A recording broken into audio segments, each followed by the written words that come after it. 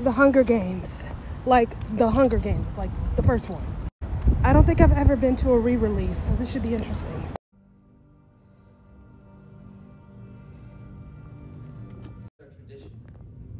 Alright, let's talk about it. So that was The Hunger Games, released in 2012, directed by Gary Ross, stars Jennifer Lawrence, Liam Hemsworth, Josh Hutcherson, we'll come back to him, Elizabeth Banks, what's his name? Woody Harrelson, Donald Sutherland, Lenny Kravitz, so many people in this movie. Now, once upon a time, way back when, they had what was called midnight showings. And that was when, on a Thursday night, crackheads such as myself would show up to the movie theater at like 9 p.m. and hang out for 3 hours and then watch the movie at midnight. I went to the midnight showing of The Hunger Games. And there's my ticket. Oh my God, I can't believe I found it. $10. Now, I've seen this movie many times since 2012, so I didn't think I'd get emotional. But I did. I cried from beginning to end, just like I did the first time. This movie is a beautiful tragedy.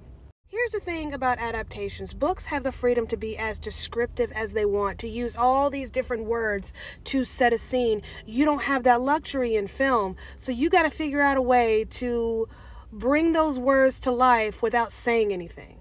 You've essentially got to take people's imaginations and figure out a way to put it on screen. Gary Ross does this by giving us a camera that never stops moving. I haven't seen any behind the scenes for this movie, but if I had to guess, I'd say a lot of the camera work is either handheld or Steadicam. Oh, that's kind of pretty. Some dolly work, obviously, but the most do not hit my car.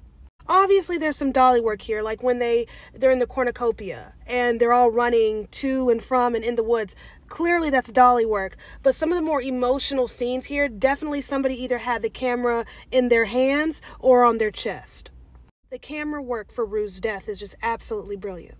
The lens going in and out of focus, the sound fading out as she's fading.